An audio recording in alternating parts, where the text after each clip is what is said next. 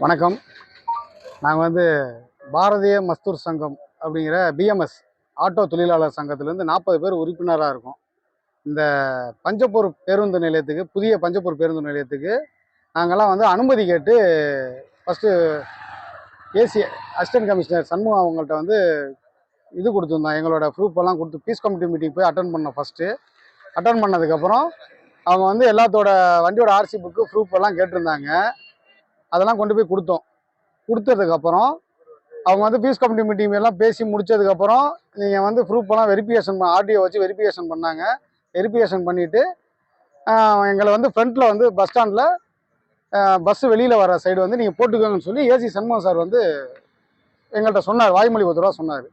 நாங்கள் வந்து வண்டி போட வரும்போது ஆட்டோ அதாச்சும் நாங்கள் ஆட்டோ வந்து வாழ்வாதாரத்துக்கு வரும்போது எங்களை வந்து வண்டி போடக்கூடாதுன்னு சொல்லி பஸ் ஸ்டாண்டில் உள்ள சிஐடிக்காரங்க வந்து பிரச்சனை பண்ணாங்க.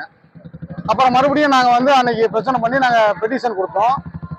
பெட்டிஷன் கொடுத்து முடிச்சதுக்கப்புறம் ஏன்னா எங்கள்கிட்ட பேச்சுவார்த்தை நடத்துகிறேன்னு சொல்லி இவர் சி சிவபாதம் சார் அவரோட தலைமையில் ஆர்டிஓ மேடம் ஏசி இவங்களோட இதில் தலைமையில் வந்து ஒரு எங்கள்கிட்ட பீஸ் கமிட்டி மீட்டிங்னு வர சொன்னாங்க. ஆனால் தனித்தனியாக பேச்சுவார்த்தை நடத்தினாங்க.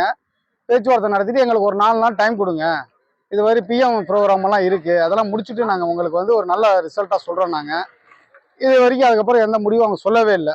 இது வந்து கலெக்டர்கிட்ட நாங்கள் கொண்டு போய் பெட்டிஷன் கொண்டு போகிறோம். அவங்க வந்து பேச்சுவார்த்தைக்கு சுமூகமாக வரல, நாங்கள் கலெக்டர்கிட்ட தான் இதை கொண்டு போகணும் அப்படின்னு சொன்னனால சரி ஓகே சார் அப்படின்னு சொல்லிட்டு நாங்கள் டேரெக்டாக வந்து கலெக்டர் சார்ட்டே வந்து பெட்டிஷன் கொடுக்க வந்தோம்.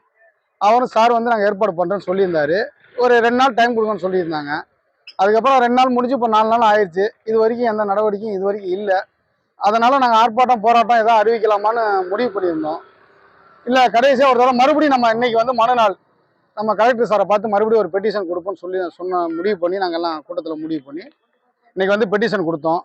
சார் வந்து வர வியாழக்கிழமை பீஸ் கமிட்டி மீட்டிங் நாங்கள் ஏற்பாடு பண்ணியிருக்கோம், அதில் வந்து ஒரு நல்ல முடிவாக சொல்கிறேன்னு சொல்லியிருக்காங்க.